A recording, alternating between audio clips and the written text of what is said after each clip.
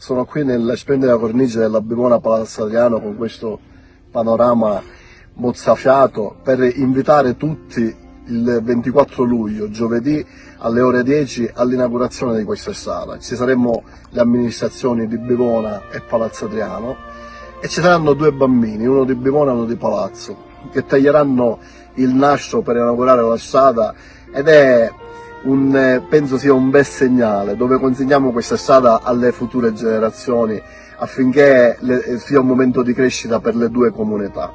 In quell'occasione inviterò pure il presidente della provincia, Pendolino, e consegnerò a lui una nota dove gli chiedo di modificare, di trasformare questa strada da comunale a provinciale, affinché ci siano sempre le risorse per la manutenzione di questa strada e affinché si possa intervenire sulla frana che ha bloccato questi lavori per un paio d'anni. Io voglio ringraziare tutte le amministrazioni comunali. Il primo tracciato di questa strada è stato fatto nel 1952, allora sindaco c'era Giovanni Cinà, ma voglio ringraziare tutti i sindaci delle amministrazioni comunali che da quel 1952 ad oggi hanno contribuito a lavorare per raggiungere oggi questo importante risultato. Penso sia un fatto importante e straordinario. Io dal 2017, da quel giugno 2017, quando ho promesso ai miei concittadini che mi sarei occupato delle strade, l'ho fatto instancabilmente.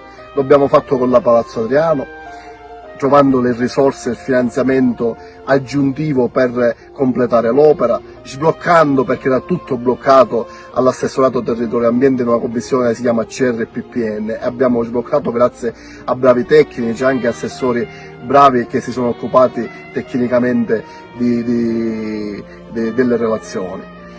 Quindi è stato fatto un grande lavoro per sbloccare, diciamo, questi pareri e per avere il finanziamento. Dicevo, abbiamo promesso ai nostri concittadini di lavorare sulle strade e lo abbiamo fatto con la Bivona Lucca Sicola, dove ho trovato una mulattiera e abbiamo speso 3 milioni di euro che abbiamo trovato assieme al Sindaco di Lucca Sicola. Stiamo spendendo 20 milioni di euro, frutto di un lavoro sinergico di tutti quelli che hanno lavorato per le aree interne, dei 12 sindaci della SNAI, di quelli che ci hanno preceduto, ma oggi il risultato è questo. C'erano 13 milioni, ho trovato altri 7 milioni e siamo a 20 milioni e stanno andando tutti a gara d'appalto. A settembre partiranno i primi lavori, quindi è un risultato che avremo nell'immediato. Un altro importante risultato sono i 7 milioni di euro della Mare Monti, che è diverso dalla Borgo Bonsignore, sono due cose completamente diverse, però questo sarà poi un altro tema che affronteremo in un altro momento.